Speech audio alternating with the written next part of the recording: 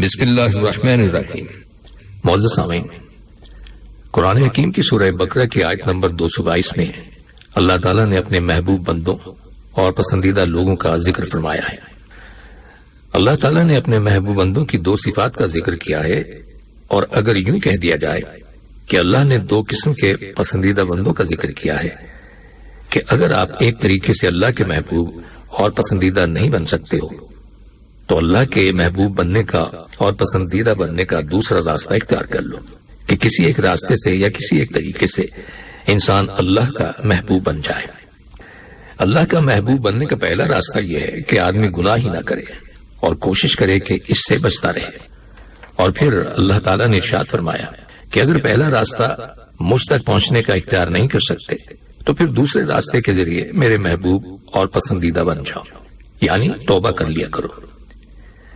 ایک راستہ یہ ہے کہ انسان اپنی تمام تر زندگی اللہ کے احکام کے مطابق گزارے، ہر قسم کی نافرمانی سے آدمی اپنے آپ کو محفوظ رکھے اور اس دنیا میں پھونک پھونک کر قدم رکھے اور گناہوں سے اپنے آپ کو ایسا بچائے کہ اس سے گناہ ہی سرزد نہ ہو۔ لیکن یہ انسان کے بس میں نہیں ہے، اس سے گناہ ہوتا ہی ہے۔ تو فرمایا کہ یہ راستہ نہ صحیح تو دوسرے راستے سے اللہ کے یہاں اپنے آپ کو محبوب بنا لو، اور وہ راستہ توبہ کا ہے۔ توبہ ان تین چیزوں کا نام ہے جو ایک دوسرے کے بعد درجہ بدرجہ ہوتی ہیں۔ اول علم، یہاں علم سے مراد غفلت سے دور کرنا ہے، یعنی اپنے آپ کو غافل نہ چھوڑے، ہر کام کرنے سے پہلے اچھی طرح سوچ بچار کر لے، ایسا نہ کرے کہ جو جی میں آئے کرتا چلا جائے، جو چاہے دیکھ لے، جیسا چاہے سن لے اور جو دل میں آئے کہہ دے، بلکہ ہر وقت ہوشیار اور محتاط رہے اور ہر کام کرنے سے پہلے سوچ لے کہ کہیں میرے اس فعل سے میرا اللہ ناراض تو نہیں ہوگا۔ دوم ندامت، یعنی ہر وقت اللہ کے سامنے اپنے آپ کو مجرم سمجھے اور اس بات کا احساس اپنے دل میں جگائے رکھے کہ میں نے اپنے خالق حقیقی کی نافرمانی کر کے اسے ناراض کر رکھا ہے، اور دل ہی دل میں شرمندہ ہوتا رہے۔ اور سوم ترک گناہ، یعنی اپنے پچھلے تمام گناہوں سے سچے دل سے توبہ کر کے اس بات کا پکا عزم اور ارادہ کرے کہ آئندہ کبھی بھی کوئی گناہ نہیں کروں گا۔ ان سب کے مجموعے کو توبہ کہتے ہیں۔ بعض علماء نے کہا ہے کہ توبہ ایک آگ ہے کہ دل میں بھڑکتی ہے، اور ایک درد ہے جو جگر سے جدا نہیں ہوتا۔ حضرت معاذ رضی اللہ تعالیٰ عنہ فرماتے ہیں کہ توبہ ایسی ہو کہ جس کے بعد گناہ کی طرف لوٹنا ایسے ہی مشکل ہو جیسے تھنوں میں دودھ کا واپس جانا۔ یاد رکھیے کہ جنت میں داخلہ تبھی ممکن ہے جب آدمی گناہ سے پاک اور صاف ہو جائے، اور گناہ سے پاک ہونے کے دو ہی طریقے ہیں۔ پہلا طریقہ یہ ہے کہ توبہ کی سوزش اور حرارت سے جسم کو گناہوں سے پاک کرے اور رات کو آنسو بہا کر گناہوں کو دھو ڈالے، اور جب اللہ سبحانہ تعالیٰ سے ملاقات ہو تو گناہوں سے پاک صاف ہو۔ اور دوسرا طریقہ یہ ہے کہ آدمی اپنے آپ کو جہنم کی آگ میں جلا کر گناہوں سے پاک صاف ہو کر جنت میں جائے، اور ظاہر ہے کہ یہ طریقہ انسان کی برداشت سے باہر ہے، اور پہلا طریقہ آسان ہے۔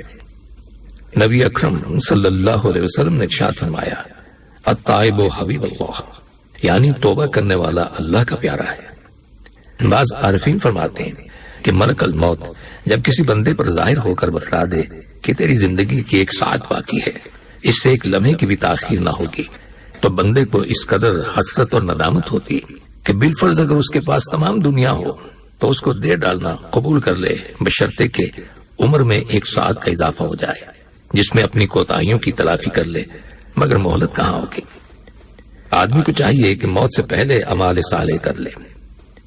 اللہ سبحانہ تعالیٰ کا ارشاد ہے، وہ جو مال ہم نے تم کو دیا ہے اس میں سے اس وقت سے پیشتر خرچ کر لو کہ تم میں سے کسی کی موت آ جائے، تو اس وقت وہ کہنے لگے کہ اے میرے پروردگار، تو نے مجھے تھوڑی سی اور مہلت کیوں نہ دی تاکہ میں خیرات کر لیتا اور نیک لوگوں میں شامل ہو جاتا۔ اور جب کسی کی موت آ جاتی ہے تو اللہ اس کو ہرگز مہلت نہیں دیتا، اور جو کچھ تم کرتے ہو اللہ اس سے خبردار ہے۔ یعنی جب بندے پر ملک الموت ظاہر ہوتا ہے تو وہ کہتا ہے کہ اے ملک الموت، مجھے ایک دن کی مہلت دے دے کہ اس میں اپنے پروردگار کے سامنے عذر اور قصور بیان کروں اور توبہ کر لوں۔ ملک الموت جواب دیتا ہے، تو نے اتنے دن مفت برباد کیے اور کچھ نہ کیا، اب ایک دن کہاں مل سکتا ہے؟ تو انسان کہتا ہے کہ ایک گھڑی ہی کی مہلت دے دے۔ فرشتہ کہتا ہے تو بہت سی گھڑیاں ضائع کر چکا، اب ایک گھڑی کی بھی مہلت نہیں ملے گی۔ اس کے بعد انسان پر توبہ کا دروازہ بند کر دیا جاتا ہے اور جان حلق میں آ جاتی ہے، سانس سینے میں بولنے لگتی ہے اور حسرت ہونے لگتی ہے کہ میں نے ناحق عمر ضائع کی۔ اس کے بعد روح پرواز کر جاتی۔ ارشاد باری تعالیٰ ہے توبہ کی قبولیت ان کے لیے نہیں ہے جو برے کام کیے جاتے ہیں، یہاں تک کہ جب ان میں سے کسی پر موت کا وقت آ کھڑا ہوتا ہے تو وہ کہتا ہے میں نے اب توبہ کر لی۔ اللہ تعالیٰ نے توبہ قبول کرنے کی جو ذمہ داری لی ہے وہ ان لوگوں کے لیے ہے جو نادانی سے کوئی برا کام کر ڈالتے ہیں پھر جلد ہی توبہ کر لیتے ہیں۔ اس کے معنی یہ ہے کہ توبہ کا زمانہ گناہ کے زمانے سے متصل ہو، یعنی اگر گناہ سرزد ہو تو فوراً اس پر ندامت کرے اور اس کے فوراً بعد نیک عمل کر لیا جائے۔ ایسا نہ ہو کہ زیادہ مدت گزرنے سے دل پر گناہ کا زنگ اثر کر جائے اور پھر مٹنے کے قابل نہ رہے۔ اسی لحاظ سے نبی اکرم صلی اللہ علیہ وسلم نے ارشاد فرمایا برائی کے پیچھے بھلائی کرو کہ وہ بھلائی اس کو مٹا دے گی۔ حضرت لقمان نے اپنے بیٹے سے ارشاد فرمایا اے میرے بیٹے توبہ میں تاخیر مت کرنا کیونکہ موت اچانک آ جاتی ہے۔ جو شخص توبہ کے لیے جلدی نہیں کرتا اور آج کل پر ٹالتا رہتا ہے وہ دو بڑے خطروں میں مبتلا رہتا ہے۔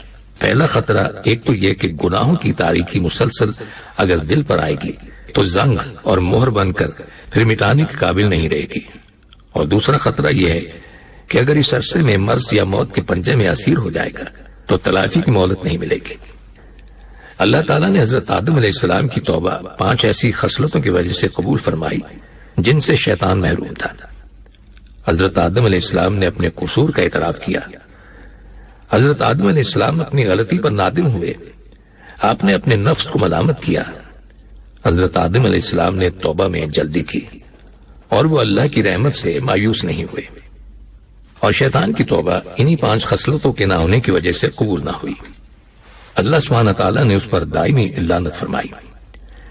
شیطان نے اپنے گناہ کا اقرار نہ کیا، شیطان اپنے گناہ پر نادم نہ ہوا بلکہ تکبر کیا کہ یہ مجھ سے کمتر ہے اور میں اس سے افضل ہوں، اس لیے کہ میں آگ سے پیدا کیا گیا ہوں اور یہ مٹی سے، تو افضل کمتر کو کیسے سجدہ کرے؟ اسی وجہ سے اللہ تعالیٰ نے اسے رائندہ درگاہ کر دیا۔ شیطان نے اپنے نفس کو ملامت نہیں کی، شیطان نے توبہ میں جلدی نہیں کی، اور شیطان اللہ تعالیٰ کی رحمت سے مایوس ہو گیا کہ اب میرے لیے معافی کی کوئی صورت نہیں۔ چنانچہ جس کا حال حضرت آدم علیہ السلام جیسا ہوگا اللہ تعالیٰ اس کی توبہ کو قبول فرمائیں گے، اور جس کا حال شیطان کی طرح ہوگا اللہ تعالیٰ اس کی توبہ قبول نہیں فرمائیں گے۔